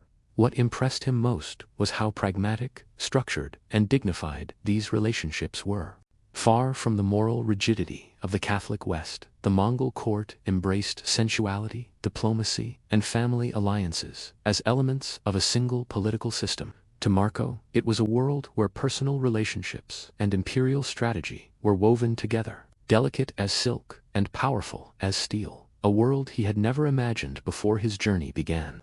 When Marco Polo finally reached Kath, the lands ruled by the Song remnants in the south and by the great Khns Yuan dynasty in the north, he stepped into a world unlike anything he had witnessed in Persia or the steppe. If the Mongols impressed him with power and pragmatism, the Chinese courts astonished him with refinement. Everything in Kath seemed crafted with intention. The architecture, the poetry, the manners, the perfumes, even the way people walked and spoke. Relationships here were not wild or instinctual like in the steppes. They were choreographed, measured, subtle, and profoundly sensual in their restraint. Chinese marriage customs struck Marco first. Where Venice emphasized dowries and rigid family honor, Kath emphasized harmony. Marriages were arranged through careful consultations between families, astrologers, and matchmakers. Compatibility mattered. Auspicious birthdays mattered. Even the symbolic balance of yin and yang played a role. A good match wasn't just about wealth. It was about creating a household that flowed in peace. The role of women fascinated Marco. While elite women lived within defined domestic spheres, they were highly educated in poetry, music, calligraphy, and etiquette. Their influence was indirect but powerful. A skilled woman's ability to host, entertain, and counsel her husband elevated the entire household's prestige. Marco admired their grace, their artistry, and the way they appeared to move with effortless composure. Then there were the courtesans, women trained in refined conversation, music, and poetry, who entertained merchants and nobles in tea-houses or private gardens. Unlike concubines in Mongol courts, courtesans in Kath were cultural performers serving as symbols of urban sophistication. Marco describes gatherings where courtesans played stringed instruments, recited verses, and exchanged witty banter with guests. Intimacy here was intellectual as much as physical. A meaningful glance or a whispered poem carried more weight than bold displays of affection. Concubinage existed as well, but carried less political weight than in Mongol society. Wealthy men kept concubines to secure lineage, manage households, or simply enjoy companionship. Yet, even concubines were expected to master etiquette, poetry, and household arts. Their presence added layers of complexity to family relationships. But the emphasis remained on maintaining internal harmony rather than asserting dominance. Hospitality in Kath combined sensuality with elegance. A guest might be greeted with incense, warm tea, silken cushions, and soft music played behind lattice screens. Pleasure was not rushed, it unfolded. Marco was struck by how emotional, intellectual, and physical comfort were blended seamlessly, as if the Chinese had perfected not just the art of living, but the art of making a guest feel deeply, almost dangerously, at ease. After the raw power of Mongol life and the rugged freedom of the steppe, Kath felt like a dream, a world where relationships were polished into art forms, and where desire expressed itself through poetry, ceremony, and the soft rustle of silk. To understand Marco Polo's experiences at the Mongol Chinese court, one must enter the private world behind the silk screens. The women of the great Khn, their lives were wrapped in luxury and protocol, yet they wielded influence far beyond what Western chroniclers imagined. Marco's descriptions are cautious, but between the lines. He reveals a world where intimacy was political currency. Femininity was cultivated like an art, and beauty was both celebrated and regimented. Each year, across the vastness of the empire, officials selected the most accomplished young women to send to the Khan's court. These chosen maidens, as Marco calls them, were evaluated not only for beauty, but for refinement, their skill in singing, playing instruments, pouring wine, reciting poetry, and observing court etiquette. They were not merely companions, they were embodiment of imperial prestige. Families viewed selection as an honor, a chance for their daughter to ascend into the highest circles of power. Once in the palace, life unfolded according to strict rhythms. The young women lived in dedicated quarters where they were taught courtly arts by senior attendants. Marco notes their meticulous grooming, perfumed baths, flowing silk garments, ornate hairstyles adorned with jade and gold. The palace smelled of incense, camphor and flowers floating in carved basins. But beneath the elegance lay competition, subtle, silent, and relentless. A favored woman could rise to significant status, while others lived in quiet obscurity. Marco describes the nightly rituals with a notable mixture of fascination and restraint. When the Kayan traveled often in massive processions of tents, wagons, servants, and guards, a select group of women accompanied him in palatial felt pavilions, decorated in silk, before visiting the Khan attendants, prepared them with oils, perfumes, and fresh robes. The chosen woman was led to the Khan's quarters with ceremony, her presence symbolizing harmony, prosperity, and imperial magnificence. No detail of her appearance or conduct was accidental. What intrigued Marco most was not the sensuality, but the structure. Even the tender aspects of life were regulated by rules that reinforced imperial power. Favored women received lands, servants, and influence. They could advocate for relatives, negotiate with ministers, and act as intermediaries for those seeking the Khan's favor. Yet Marco also hints at the emotional complexity of this world. These women lived in gilded isolation, pampered yet constrained, influential yet replaceable. Their relationships with the Khan were not simply personal, but woven into the political fabric of the empire. To Marco, the palace women represented a fusion of sensual refinement and imperial authority. Behind their beauty lay a system that married intimacy with power and desire, with statecraft, a world he could observe but never fully penetrate. As Marco Polo settled into life at the Mongol and Chinese courts, he found himself in a unique position. A Westerner who was neither outsider nor insider, moving freely between worlds that rarely understood one another. In his writings, he hints at dinners, celebrations, and private gatherings where cultures blended. Moments when merchants, nobles, courtesans, scholars, warriors, and entertainers all shared the same space. These encounters formed the emotional core of Marco's relationships abroad, revealing how intimacy and friendship unfolded across borders. Feasts were the first bridge.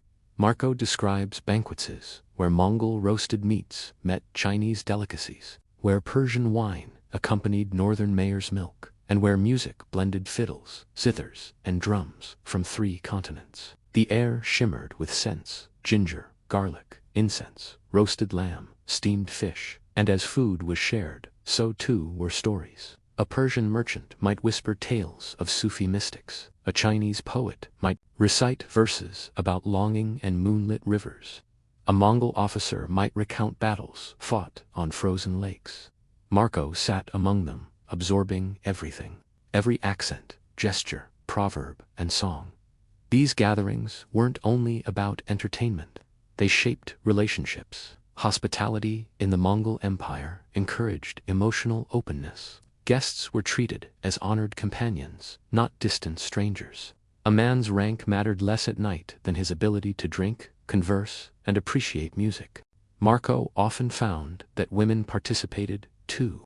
Musicians, dancers, storytellers, and sometimes companions chosen for their charm and wit. They were not passive ornaments, but active contributors to the social atmosphere, capable of steering conversations with humor or quiet intelligence. Marco never writes explicitly of romantic encounters, but his descriptions shimmer with implication. He notes moments when affections were shown, when a host extended great courtesy, or when ladies skilled in politeness and discourse kept company with travelers. In Venice, such phrasing would be modest. In Asia, such moments were deeply understood.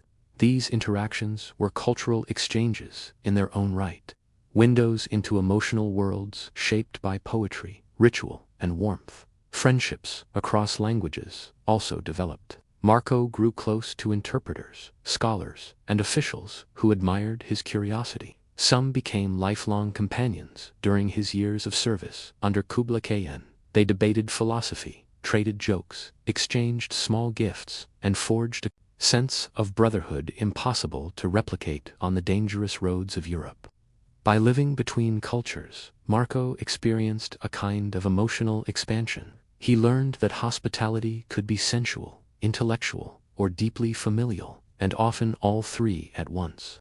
These encounters taught him not only how to travel Asia, but how to belong to it, if only briefly. When Marco Polo finally returned to Venice after more than 2 decades abroad, he came home as a stranger. He was no longer the young merchant who had left the Adriatic. He was a man shaped by deserts, courts, steppe feasts, Chinese gardens, and Mongol diplomacy. Venice, with its stone alleyways and familiar canals, must have felt both comforting and impossibly small. Yet, the greatest distance wasn't geographic, it was emotional. Marco carried with him a lifetime of relationships built across cultures, languages, and worlds that his fellow Venetians couldn't imagine. His book, Ilman, reflects this divide.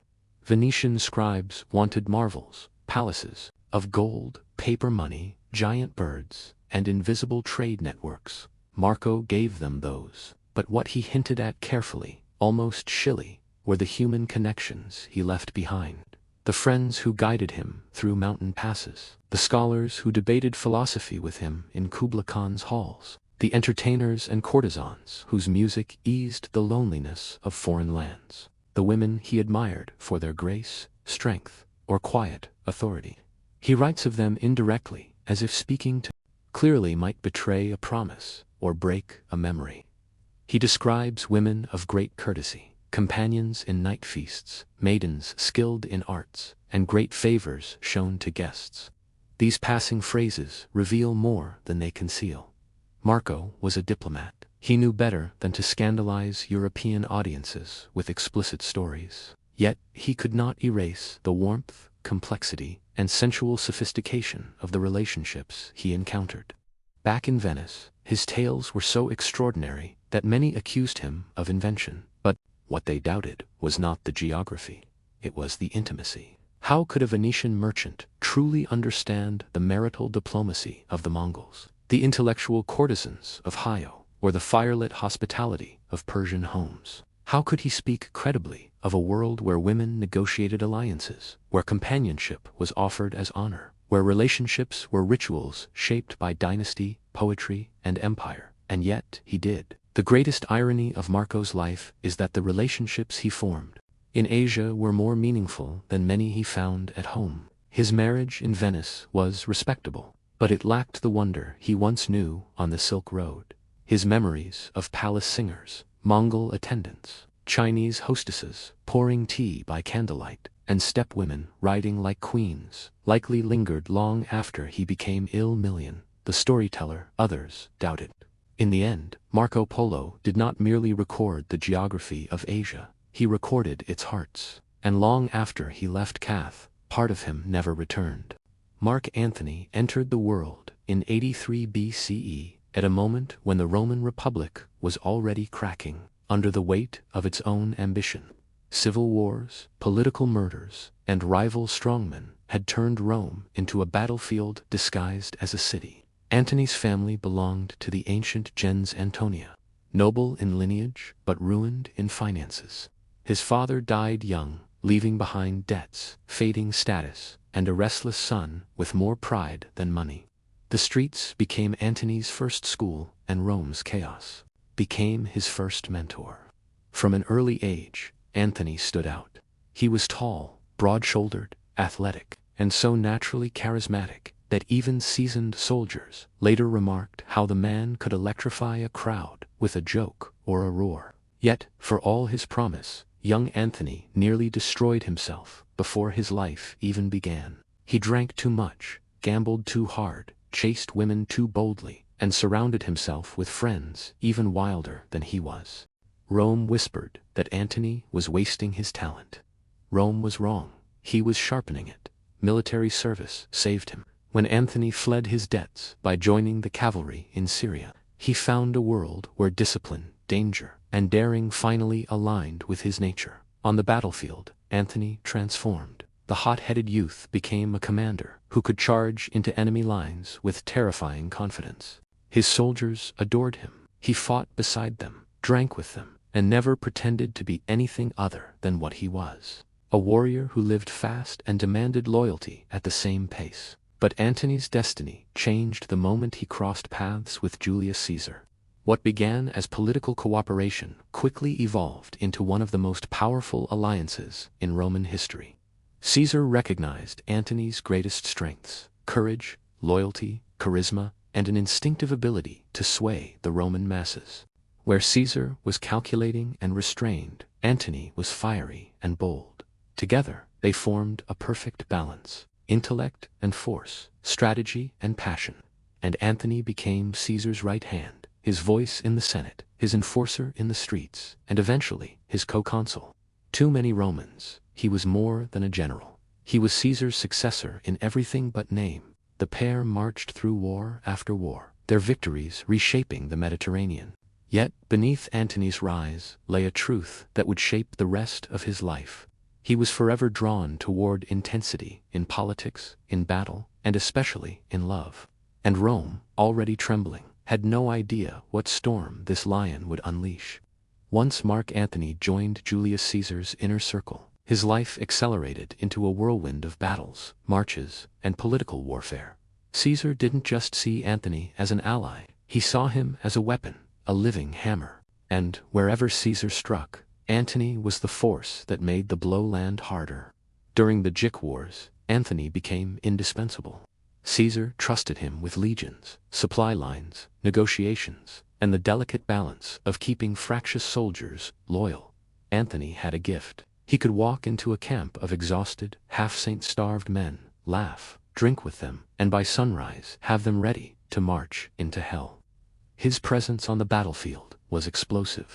Cloaked in his scarlet general's cape, Antony was known to fight at the front, covered in dust and blood, like the lowest recruit. To the Gauls, Germans, and rebels who faced him, he was the fierce Roman giant who seemed impossible to break. But Antony wasn't just a warrior. He was Caesar's voice when Caesar wasn't there. While the general conquered Gaul, Antony kept order in Rome as the master of the horse, essentially the second in command of the Republic. And order in Rome meant suppressing riots, intimidating senators, and outmaneuvering political enemies who wanted Caesar gone. Antony excelled at it. He bullied the Optimates, rallied the populace, and made it clear that anyone who challenged Caesar would face the wrath of his most loyal soldier. The Senate hated him for it. Cicero, disgusted by Antony's raw energy and intimidating presence, called him a butcher, a gladiator, and a man whose loyalty was both admirable and dangerous. Cicero wasn't entirely wrong. Antony's devotion to Caesar bordered on absolute. He admired Caesar's intellect, respected his ambition, and believed sincerely that Caesar was the man destined to reshape Rome. If Caesar asked him to hold a city, Antony held it. If Caesar asked him to break an enemy, Antony shattered them. And then came the Civil War. When Caesar crossed the Rubicon, Antony rode beside him, sealing both their fates. They had chosen rebellion over submission, destiny over caution. Antony commanded troops at Pharsalus, crushing Pompey's forces. He secured Italy when Caesar pursued Pompey to Egypt. He protected the Republic's grain routes, its armies, its fragile political alliances. By the time Caesar emerged victorious, Antony wasn't merely a general. He was the enforcer of a new order, Caesar's Rome. But victory always brings shadows, and soon those shadows would swallow them both. By 44 BCE, Mark Antony stood at the height of his power. He was consul alongside Julius Caesar, the second most influential man in Rome, and widely assumed to be Caesar's political heir. But power in Rome always cast a long shadow, and the Senate's fear of Caesar's rising dominance grew darker by the day. The conspirators whispered that Caesar sought to become king. They believed Rome would not survive another strong man. They were wrong. Rome would not survive them. Antony sensed something was wrong in the weeks before the assassination. He heard rumors, felt the tension, saw senators exchange glances that lasted a second too long. He warned Caesar. Caesar, exhausted from years of war, brushed it off. "They cannot kill me," he told Antony, "unless you also wish it." It was a joke and a prophecy. On the morning of the Ides of March, Caesar prepared to leave for the Senate. Antony tried to accompany him, but Decimus Brutus deliberately separated them. Caesar was urged to hurry. Antony delayed. The conspirators knew that if Antony entered the Senate house with Caesar, none of them would survive. Antony was too strong, too loyal, too unpredictable in battle. They needed him out of the picture. When Caesar walked into the Curia, Antony was kept occupied at the entrance by Trebonius, who engaged him in conversation just long enough for the blades to be drawn. Then, screams, movement, panic, and the wet sound of knives striking flesh. Inside, Caesar fell beneath 23 wounds. Outside, Antony realized what had happened. He fled, not out of cowardice, but out of calculation. If he tried to fight 20 armed senators alone, he would die instantly. If he died, Caesar's cause died with him. So Antony slipped away, disguised himself, and waited for the city's reaction. Fury, confusion, chaos. Brutus and Cassius expected the people to hail them as liberators. Instead, Rome trembled. The Republic had not been saved. It had been thrown into a whirlwind, and everyone waited for one man, Caesar's closest ally, the only surviving pillar of Caesarian power, to speak. Antony attended Caesar's funeral with a face carved from stone. He saw the blood-stained toga, the mutilated body, the hopelessness etched into the crowd. This was no victory. This was an open wound, and Antony, the lion Rome underestimated, was about to make it bleed. When Caesar's body was carried into the Forum, the conspirators believed they had already won. They expected a calm ceremony, a dignified farewell, and a smooth transition back to senatorial control. What they forgot was the one man who could turn a funeral into a revolution: Mark Antony. Antony had prepared carefully. He negotiated with Brutus to speak after the conspirators, allowing them to expose themselves first. Brutus spoke plainly, almost coldly, insisting Caesar died because he was ambitious. His speech earned polite approval, but not passion. Then Antony stepped forward, draped in a blood-stained toga, holding Caesar's will, his expression a masterwork of grief and barely veiled fury. The opening lines were gentle, disarming, delivered in a voice thick with sorrow. "Friends, Romans, countrymen, lend me your ears." Rome fell silent. Antony claimed he was not there to praise Caesar, only to bury him. But every sentence that followed was a blade. He repeated Brutus's claim that Caesar was ambitious, but each repetition dripped with sharper irony. Was a man ambitious who refused a crown 3 times? Was a tyrant generous enough to fill the treasury with spoils for the people? Antony's speech was not an argument, it was a trap. The crowd wavered. Murmurs grew. Antony pressed harder. And then came the moment Rome never forgot. Antony pulled away the cloak covering Caesar's corpse, revealing the stab wounds one by one. He pointed to each wound, naming the men who inflicted them. The crowd gasped. Mothers wept, men shouted, and Antony wasn't finished. He read aloud Caesar's will. Caesar had left his gardens to the public, his money to every Roman citizen, his love to the very people.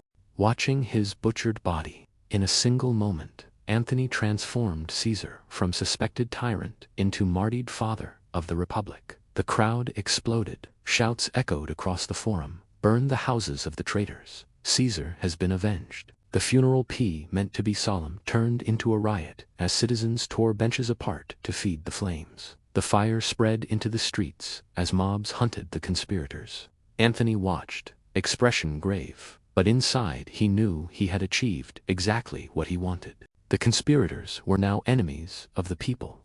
With one speech, Antony had reshaped Rome's future. He had turned grief into rage, loyalty into vengeance, and a murdered dictator into a rallying cry. The civil wars had begun, and Antony lit the first spark. In the aftermath of Caesar's funeral, Rome spiraled into a storm of assassins, mobs, and desperate power grabs. And standing at the center was Mark Antony, the man who had just turned the Republic upside down with a single speech. But even Antony could not rule Rome alone. The conspirators had fled east. Armies were forming. Senators were panicking. And in the shadows stood a quiet, calculating 20-year-old with Caesar's name and bloodline, Gas Octavius, later known as Augustus. At first, Antony underestimated him. Everyone did.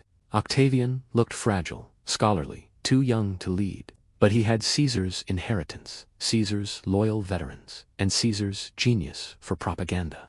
Rome began to divide. Some backed Antony, the heir in spirit. Others backed Octavian, the heir in law. The Republic trembled again, yet neither man could defeat Brutus and Cassius alone. So, in 43 BCE, in a cold patch of ground near Bonia, Antony, Octavian and Marcus Lepidus met and carved the Roman world into 3 parts. This was not a polite agreement. It was a cold-blooded pact, sealed with mutual distrust. Together they formed the Second Triumvirate, a legally sanctioned dictatorship over the Roman state. Their first act, a massive purge. They drew up lists of enemies, hundreds of senators, thousands of equestrians, who were to be executed or exiled.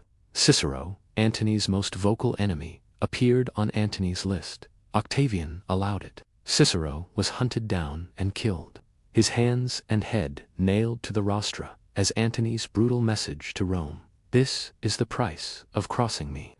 With their home front secured, the triumvirs marched east to face Brutus and Cassius. Antony commanded the left wing at Philippi, where he fought like the soldier he had always been in the dust, shouting orders, rallying troops personally. Octavian, sick and inexperienced, stayed in his tent. But Antony's victory became their victory, and together they crushed the last hope of the old republic. Brutus and Cassius fell on their swords. Liberty died with them. After Philippi, the triumvirate divided the spoils again. Lepidus was pushed aside like a servant. Octavian claimed the west, and Antony took the east, the wealthier, older, culturally richer half of Rome's empire. It was a prize worthy of a conqueror. But the east held more than riches. It held Cleopatra, and Antony, fresh from triumph, was about to meet the queen who would reshape his destiny and destroy everything he had built. When Mark Antony sailed into Tarsus in 41 BCE, fresh from victory at Philippi, he expected to meet a client queen who owed Rome loyalty. Instead, he met a force of nature. Cleopatra II, last ruler of the Tummies, entered the city like a goddess returning to her temple. Plutarch describes her barge gliding down the Sydney River with purple sails, silver oars, and attendants dressed as cupids. Perfume drifted across the water. Music floated over the breeze, and at the center stood Cleopatra, poised, radiant, and calculating. Antony, the conqueror of Brutus and Cassius, the terror of Rome's enemies, was stunned. Cleopatra did not grovel before Rome's new master. She studied him, admired him, challenged him. The queen understood something few did. Antony lived not only for power, but for spectacle, for admiration, for emotional intensity. She offered all 3. Their first conversation was a jewel of charisma. Antony boasted of his victories. Cleopatra countered with tales of her lineage, her studies, and her command of languages, 9 in total. Antony laughed loudly. Cleopatra responded with wit sharp enough to draw blood. He invited her to dine with him. She declined and invited him to her banquet instead. That night, Antony entered a world unlike anything in Rome. Gold cups, jeweled couches, dancers, poets, and musicians filled Cleopatra's palace tent. Antony, accustomed to Roman austerity and military camps, stepped into an atmosphere of cultivated luxury, one designed specifically to disarm, impress, and enchant. Cleopatra didn't simply seduce Antony physically. She seduced his sense of destiny. She made him feel like more than Caesar's heir. She made him feel like a king. Their romance ignited instantly. Antony spent the winter in Alexandria, abandoning political duties as he joined Cleopatra in feasts, hunts, fishing games, philosophical debates, and nights of wine-soaked revelry. Their group of companions formed the infamous Inimitable Livers, a society devoted to pleasure, laughter, and extravagant living. For Antony, it was intoxicating. For his enemies in Rome, it was scandal. Cleopatra understood the stakes better than Antony did. She needed Antony's protection against rivals and against Rome itself. Antony, meanwhile, saw in Cleopatra a partner who matched his intensity, his ambition, and his desire to carve out a new empire in the East. But Rome was watching. To the senators and citizens, Antony was no longer the lion of Caesar's legacy. He was a man bewitched, corrupted, transformed by an Egyptian queen, and Octavian, quiet and patient, was preparing to use this perception like a knife. Antony had found love, power, and purpose in Cleopatra. He had also found the beginning of his downfall. While Mark Antony indulged in the splendor of Alexandria and the intoxicating world Cleopatra built around him, Octavian was transforming himself into Rome's savior. What Antony saw as a temporary escape, his rival saw as a golden opportunity. Every feast in Alexandria, every rumor of luxury, every whispered story of Egyptian influence became ammunition. Antony thought he was secure. Octavian knew he was vulnerable. The triumvirate was already dying. Lepidus had been brushed aside, his power stripped after a failed rebellion. Rome now had only 2 giants left, and the city could not contain them both. Octavian controlled the West, the heartland of Roman identity. Antony controlled the East, the wealthy engine of the empire. Cooperation was impossible. Suspicion grew heavy as storm clouds. Then came the spark. Antony divorced Octavia. Octavia was Octavian's sister, dignified, intelligent, and beloved by Rome. Antony married her to maintain peace between the 2 halves of the empire. But Cleopatra was no ordinary lover. She was queen, partner, strategist. Antony returned to Egypt and renounced his Roman wife, giving Octavian exactly what he needed.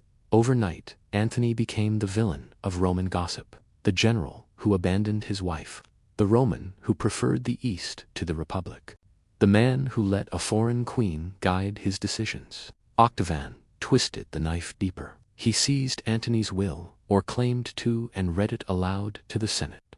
Whether forged or real, it was devastating. The will allegedly stated that Antony wished to be buried in Alexandria beside Cleopatra, that he had given territories to Cleopatra's children, that he saw himself not as a Roman leader, but as an Eastern monarch. Rome's senators gasped. Its people raged. To them, Antony was no longer Caesar's heir. He was an enemy. Antony tried to counter the narrative. He made alliances, secured troops, and issued proclamations defending his loyalty. But Octavian controlled the capital, the Senate, the veterans, and most importantly, the message. He framed the coming war not as Rome versus Antony, but Rome versus Cleopatra, Egypt versus the Republic, civilization versus corruption. Antony suddenly found himself leading an empire that distrusted him against an empire that adored Octavian. The triumvirate had collapsed. The Republic was dead in everything but name. And the final conflict of Rome was no longer about politics. It was personal. Antony and Octavian were on a collision course, and only one Rome would survive them. By 32 BCE, the rivalry between Mark Antony and Octavian had transformed into a full-scale existential crisis for Rome. Their propaganda war erupted into open conflict, and both sides mobilized everything they controlled: legions, fleets, allies, and the hopes of millions. Yet from the moment Antony and Cleopatra sailed their combined forces into the Ionian Sea, destiny tilted against them. Antony had the larger fleet. He had the more experienced soldiers. He had the wealth of the East behind him. But Octavian had something far more lethal. Agrippa, the greatest naval commander of the age. Agrippa seized strategic islands, cut Antony's supply lines, and forced him into a defensive position at Actium, a windy harbor on the western coast of Greece. Antony found himself trapped, unable to retreat, unable to advance, and slowly starving. Morale decayed. Disease spread through the camps. Desertions increased daily. Roman officers whispered that Cleopatra should never have been brought along. Her presence fed Octavian's propaganda that the war was foreign, un-Roman, corrupt. Antony insisted she stay. He trusted her counsel, needed her fleet, and could not imagine abandoning the woman who had become his partner in rule and in life. On September 2nd, 31 BCE, the fleets clashed. Actium was not a glorious battle. It was a slow, grinding catastrophe. Antony's ships were heavy, strong, and packed with soldiers. But Agrippa, outmaneuvered them with lighter, faster vessels. As Roman arrows darkened the sky and ships locked in screaming impact, Cleopatra made a sudden, desperate gamble. Her squadron broke through the meal and fled south toward Egypt. Antony saw her sails, the distinctive purple banners of the Tiamis, disappearing into the horizon. In that instant, everything changed. Antony abandoned the battle. He broke formation, turned his ship, and followed Cleopatra. To his soldiers, it was betrayal. To his enemies, it was proof of corruption. To Antony himself, it was a decision born of love, despair, and the crushing realization that the war was lost. Octum annihilated his political authority. Legions surrendered. Allies defected. The eastern provinces declared for Octavian. Antony and Cleopatra fled to Alexandria, their world collapsing behind them like a dying star. In the months that followed, Antony's Roman identity crumbled. He drank heavily, withdrew from command, and watched Octavian tighten the noose around Egypt. Yet even then, he refused to surrender. The lion was wounded, bleeding, abandoned by fate, but not broken.